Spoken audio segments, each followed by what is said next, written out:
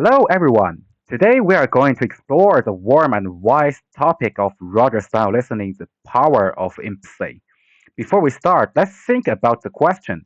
When someone around you comes to talk to you about their feelings, how do you usually respond? Do you rush to the judgment or do you listen patiently? I believe that through today's sharing, everyone will gain a new understanding of listening. Let's start by looking closely at the basic ideas. What we call Roger style listening, often known as empathetic listening in psychologists, can be summed up by two key words: really understanding someone and truly sharing their feelings. This important idea comes from the famous psychologist Carl Rogers. He is a leading figure in humanistic psychology, and his thoughts have had a big effect on modern psychology and how we communicate. Rogers' idea grew out of humanistic psychology. This area of psychology always focuses on people's words and their ability to grow. In his way of thinking, a key point this is every person deep down really wants to be understood and accepted by others. This like a natural need, almost like a part of being alive. Also, each person born with the ability to become the best version of themselves. This ability pushes people to keep getting better, improving themselves, and trying to be the person they want to be.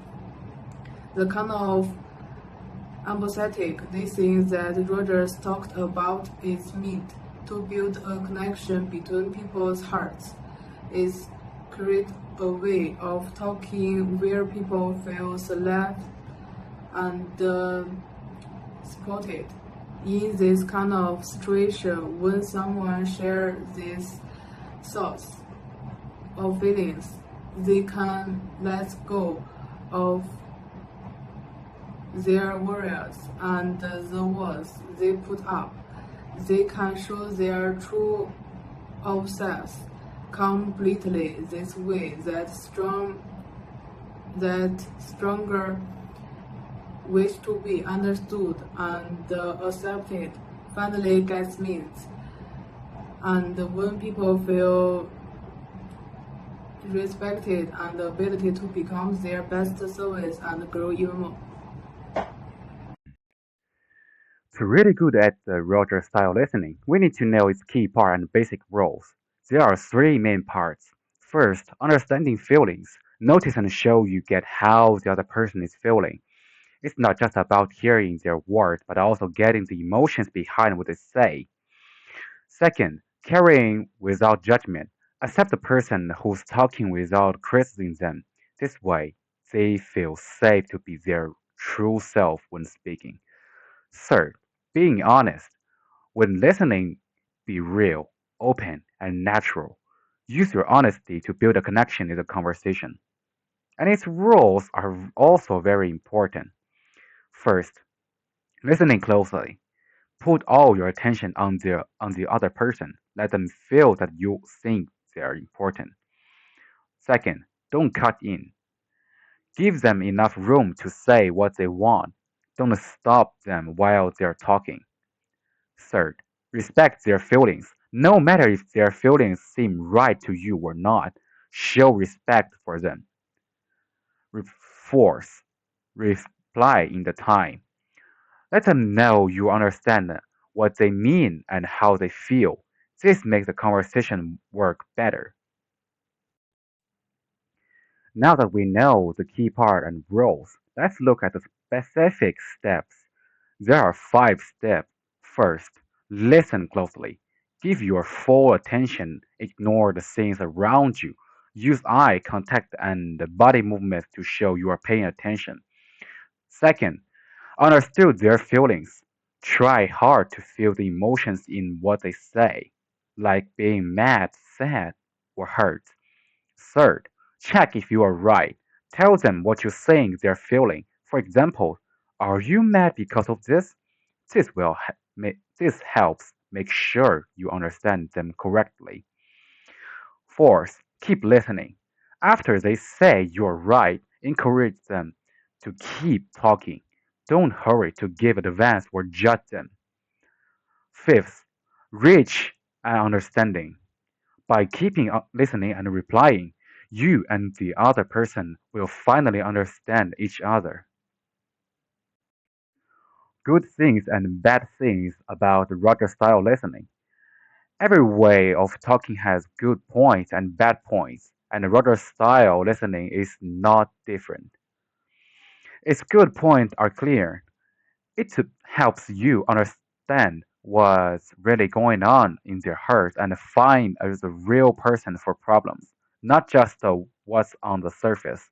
It helps build trust and make your relationship closer.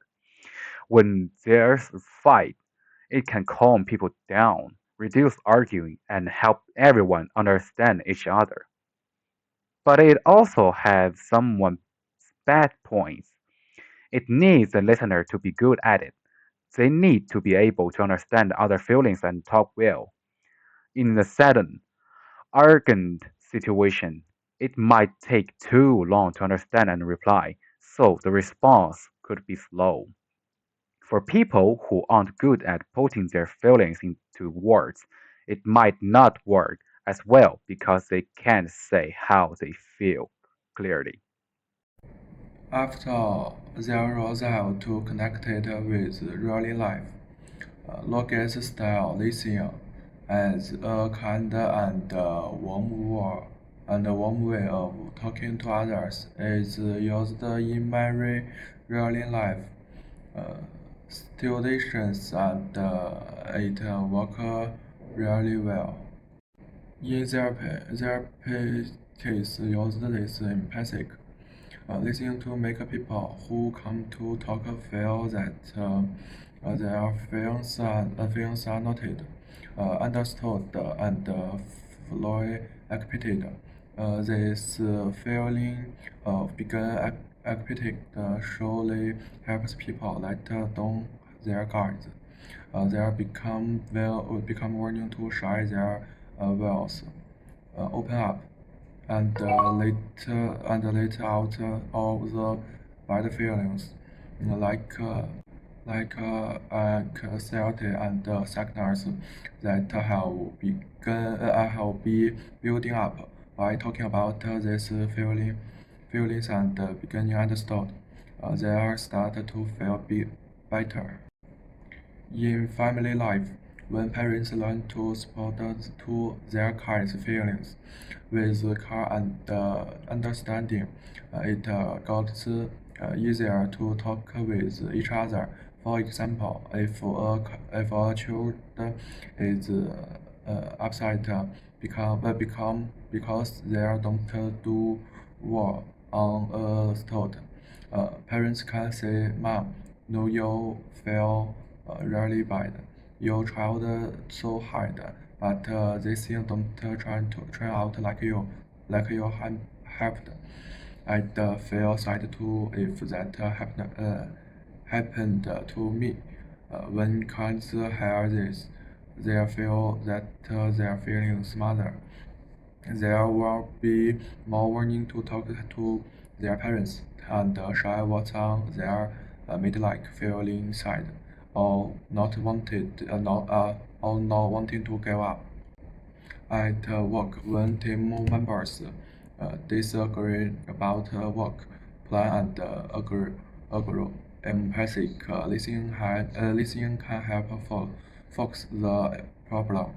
By listening carefully, people can understand why others stuck to their idea ideas maybe because of things that happened before, uh, or worse about something going wrong. Then when everyone understands each other's reasons and cases, they stop angering instead. They work together to find a better plan that focuses what the team really needs. Roger-style listening works surprisingly well in everyday talking and solving conflicts. It makes interaction better in many ways. When talking to each other, fewer mix up. It helps listeners really get what the other person means and how they feel. This stops people from getting the wrong idea or making guesses that aren't right. Talks go smoother and no time is wasted clearing up mistakes. More willingness to share. When people feel someone is really listening and gets them, they feel safe. This makes them want to open up more, sharing deep thoughts, feeling and worry they might have held back. So talking goes beyond just small talk. It becomes more honest and meaningful. When solving conflicts, less fighting. When people argue, they often get defensive and stand against each other. But this kind of listening makes both sides feel, then get how I feel and where I am coming from. This softens their defensive and instead of fighting, they are willing to listen. Finding common ground by using the listening to understand each other's needs, worries, and reason.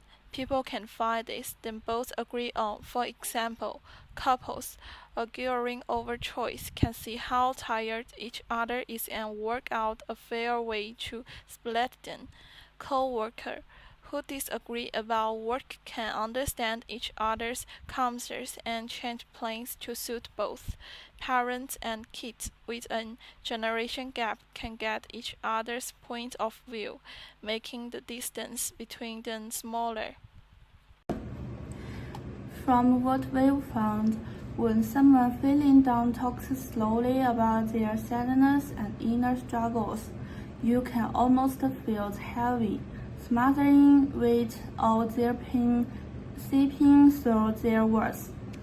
It's like a thick, tangible fog, but when the listener responds with care, it sounds like you are really hurt or you are carrying so much sadness and it must feel too much.